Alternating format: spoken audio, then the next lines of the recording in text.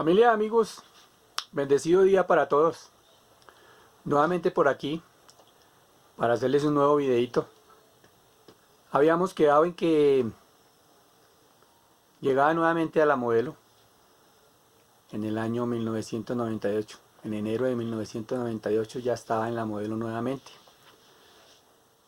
Quiero contarles, aparte del proceso, cómo se ha llevado mi proceso, cómo se llevó mi proceso, quiero contarles lo que realmente se vive en una cárcel.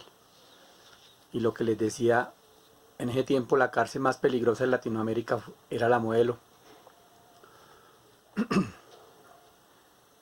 Ese mismo día, cuando llegamos, les conté que me tocó dormir en el piso, frente a las celdas, en pasillos, eso se llama carretera, porque las celdas estaban llenas y no había campo donde me habían asignado una celda, no había campo donde vivir ahí. Ya el hacinamiento era demasiado. Entonces, la cárcel en ese tiempo era un pueblo donde se encuentra de todo y son las 24 horas. Allá no había restricción de pasar de un patio a otro en las noches. Allá no había restricción de horarios. Únicamente lo que cumplía la guardia era hacer el conteo a las 5 o 6 de la tarde. Y se olvidaba el guardián de lo que pasaba dentro de los patios. Lógicamente permanecía un guardián siempre ahí, el que manejaba las llaves del candado del patio, de la reja del patio, que comunicaba con patio 1, patio 2. Pero no más. Todos los presos podían pasar por donde quisieran, podían ir a otros patios a jugar billar, a tomar. Todas las 24 horas estaba totalmente abierta la cárcel para todo lado. Lógicamente los guardianes tenían restricciones de pronto de que, o sea, lo requisaban de pronto que no fueran a llevar cosas que no se debían, o en fin, pero igual la plata hacía todo dentro de la cárcel. La corrupción era muy impresionante. Al día siguiente que yo llego, se sobreentiende que los primeros los últimos que se acuestan son los que duermen en el pasillo. De lo contrario, los presos se la pasan caminando entre celdas y lógicamente uno no puede acostarse porque no les dejaría pasar. Entonces los últimos que se acuestan son los que duermen en carretera, tipo una y media de la mañana, ya cuando de pronto no hay mucho trajín, contando días entre semana, pero lo que eran eh, sábado de visitas de hombres, domingo de visita de mujeres, era cuando llegaba la plata y era impresionante. Entonces lógicamente hasta las 24 horas permanecían unos sin dormir bien en el piso porque no podía.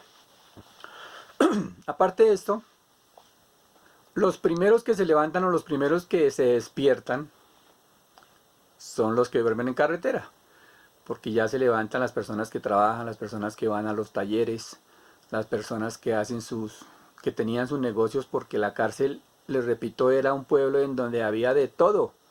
Si usted se quería comer un pescado de lo mejor, allá se lo hacían.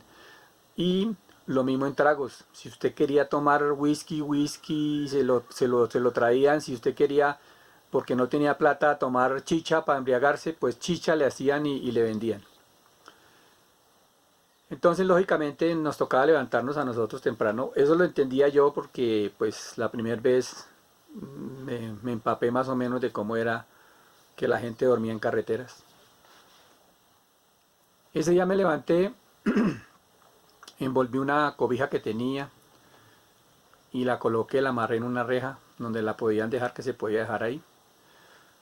Y nos salimos para el lado de la rotonda, que es donde terminan los pasillos, en cada piso.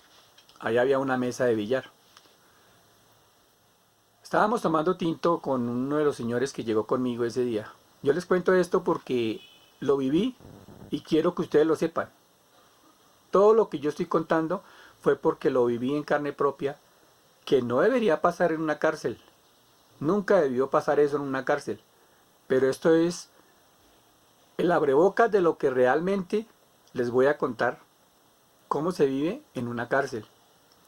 El primer susto en cuestión de violencia El primer susto que me llevé fue el segundo día de haber llegado a la cárcel. Llegué a las 11 de la noche más o menos, y al otro día a las 6, 6:30 de la mañana ya estaba sucediendo esto. Estábamos ahí tomando tinto con el señor y hablando de la situación, que por qué venía y en fin, cómo se llamaba. Subieron 4 internos. Yo los denomino internos porque presos, allá no se nombran fulano el preso tal o el preso tal, no. Allá se les denominan es internos. Subieron 4 internos al patio, al piso donde estábamos, cuarto piso, y se pusieron a mirar al pasillo en donde nosotros dormimos esa noche. Y se secreteaban y miraban y... en fin. Yo recién me levanto, había un señor que estaba tallando un bloque de madera. Y del bloque de madera hacen un caballo, tallado en madera, sin colocarle piezas ni unirlo, no, sino del bloque de madera sale el caballo. Es una obra de arte muy bonita. Yo hablé con ese señor, sin saber lo que le iba a pasar. Hablamos más o menos alrededor de unos 10 minuticos contándome cómo se estallaba el caballo, en dónde conseguían la madera, cuánto más o menos venía a salir un caballo de esos, en fin. Pues resulta de que este señor era la víctima de estos 4 internos. Pelaron unos cuchillos impresionantes, unos cuchillos que eran lo que llamamos mataganados, unos cuchillos, mejor dicho, y otros pelaron el verbo o la palabra pelar era sacar. Yo hablo en estos términos para que me entiendan cómo hablaban ellos allá. Ellos pelaron eso y pelaron 2 chuzos de los que utilizan en las famas para agarrar la carne de la carne. Eso lo veía yo en las famas. Esos chuzos que vienen puntudos, puro hierro, puro metal. Pero era impresionante, esto eran como unas espadas, pero... mejor dicho, pues se metieron al pasillo y agarraron a este señor que era tallador de madera, y empiezan a darle puñaladas, le enterraban esos chuzos. O sea, uno lo veía porque estaba ahí cerquita al pasillo, donde estaban más o menos a la mitad del pasillo. Cuando yo vi esto, la impresión mía fue grande porque yo nunca en mi vida había visto esto, nunca, nunca. Una pelea escasamente una pelea de puño y eso. Cuando yo vi esto, la reacción mía no fue de las buenas. Después me dijeron, no debió hacer eso, pero la reacción mía en ese momento fue salir a correr. Yo no sé cómo bajé esos 4 pisos, la verdad.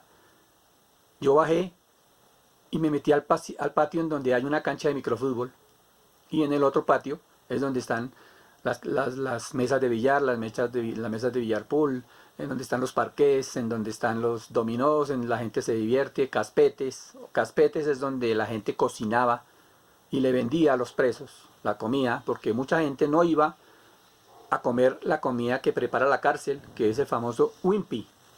El Wimpy es en donde preparan la comida, la cárcel, para los internos.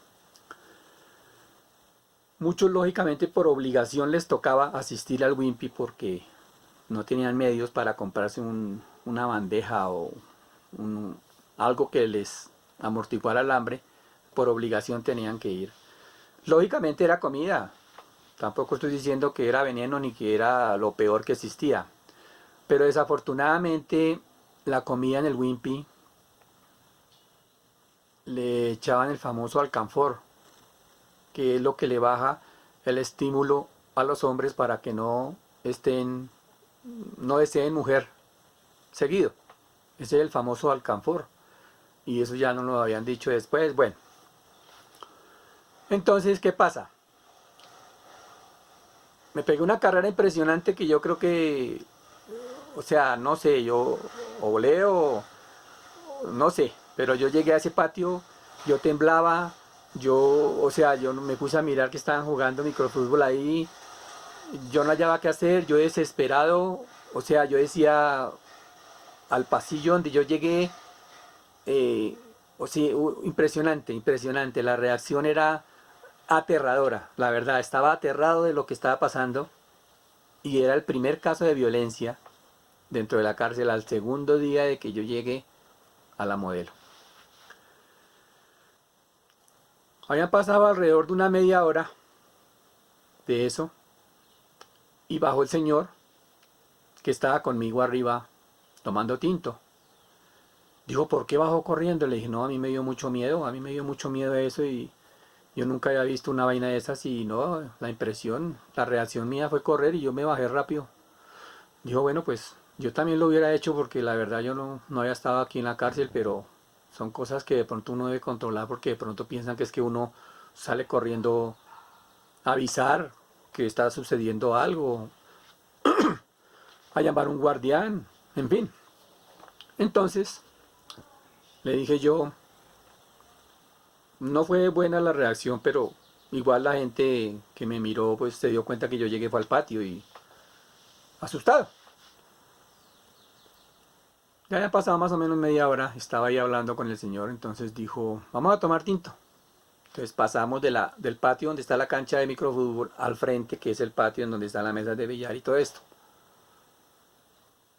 Pues imagínense, en este señor, que ya era un cadáver, lo tenían extendido encima de una mesa de billar en un plástico.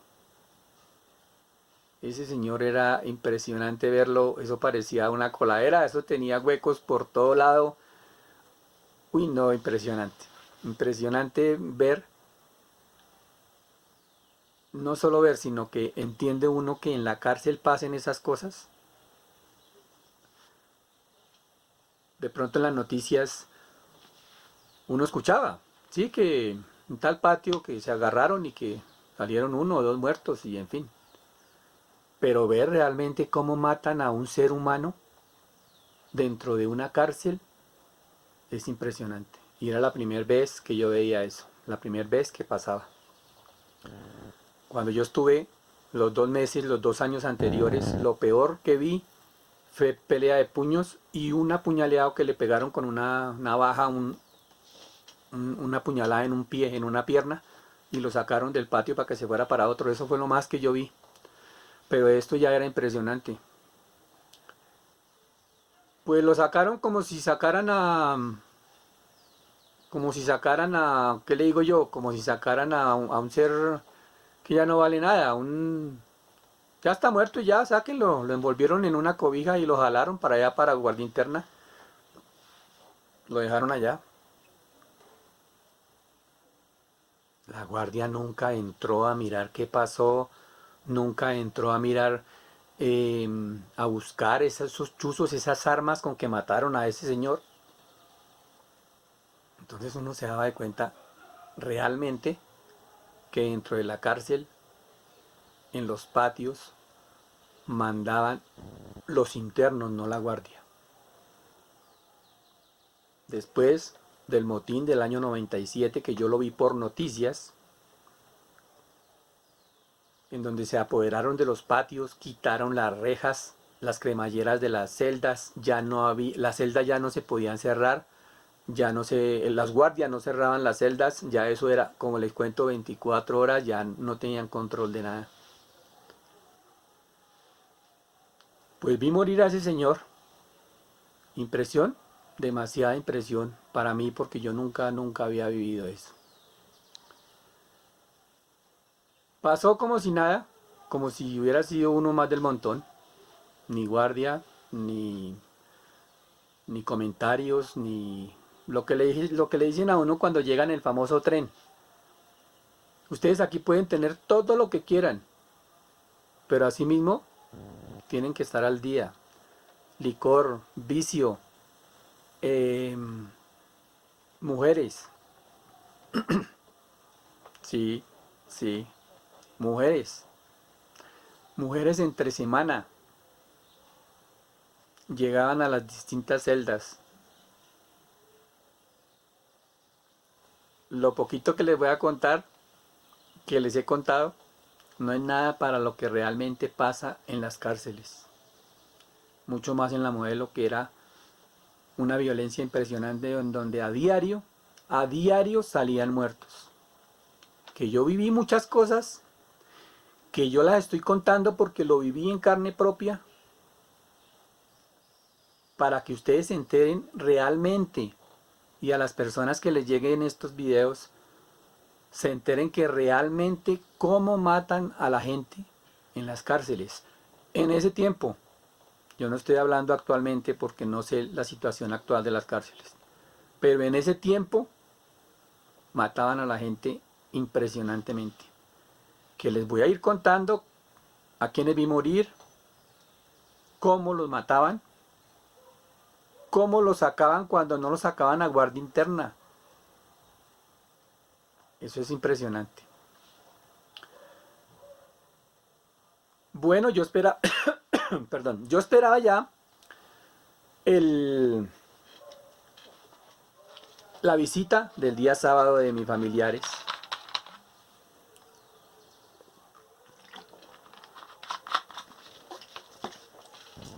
Perdón. Yo esperaba la visita de mis familiares el día sábado para que me comunicaran por qué razón abrieron ese proceso nuevamente, después del que el fiscal había precluido la investigación y había ordenado archivar y no investigar a Alejandro Pico porque él no tenía que ver nada y salió inocente según el fiscal 44.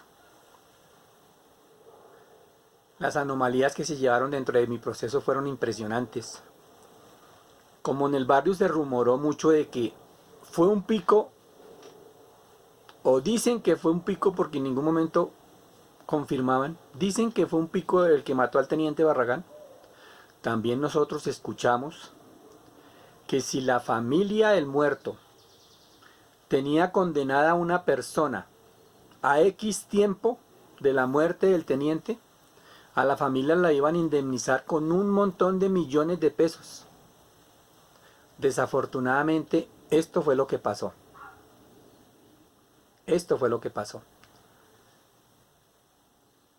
Por el afán de hacer justicia de la muerte de su hijo, de su familiar, hicieron condenar a una persona injustamente. Una persona que no tenía que ver absolutamente nada, ni siquiera en el sitio de los hechos estuvo. Llegaron mis familiares el día sábado. Yo desesperado ya porque imagínense ya una segunda vez habían abierto el proceso, o ya no tenía mi abogado, ya mi abogado había fallecido. La detención fue arbitraria porque nunca me dijeron vaya con un abogado, asista con un defensor, nunca, nunca. Entonces ya llegaron mis familiares y yo hablé con ellos, me dijeron que habían abierto nuevamente el proceso, que el fiscal, que una fiscal les dio a favor la apelación que habían dejado. El abogado, el doctor Alonso Gómez Gómez, con la tarjeta profesional número 15502 del Consejo de la Judicatura, fue el abogado que estuvo asistiendo a la familia Barragán la primera vez que yo estuve preso. Y el abogado que me asistió a mí, si se le puede llamar abogado, igual yo no lo culpo tampoco porque a los abogados les pagan para que culpen a una persona siendo inocente. Que fue lo que me pasó a mí. Que lógicamente el fiscal se dio cuenta con pruebas y todo, me dejan libertad. Y también hay abogados que los contratan para que defiendan a la persona porque es inocente. O que los culpen siendo inocentes. Los abogados ganan plata de una o de otra forma, pero a ellos los contratan para eso. Fueran abogados que trabajaran legalmente, uno haya la razón y dice, no, están haciendo su trabajo, pero no, realmente no es así. Y tienen que hacer su trabajo porque de qué viven. Así sea hacer juzgar a una persona que no es, o sacar a una persona culpable de la cárcel. Eso es lo más normal del mundo en Colombia. José Gaitán era el abogado que nos asistió a nosotros. después, en esta época que volví a la cárcel.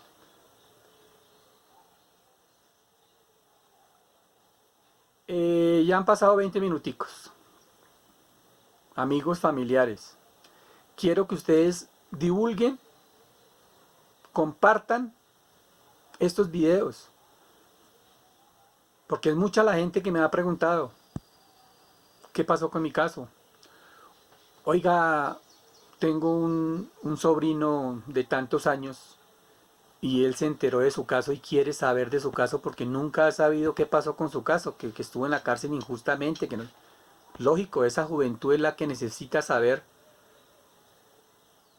y cuidarse que en cualquier momento, sin ni siquiera estar en el sitio indicado, lo pueden meter a la cárcel y condenar injustamente, que fue lo que me pasó a mí. Por favor, divulgan, compartan, para que mucha gente se entere de esta injusticia. Así como les conté la primera muerte que viví yo allá, vienen muchas. Y les seguiré contando del proceso, cómo va. Muchas gracias y buena suerte.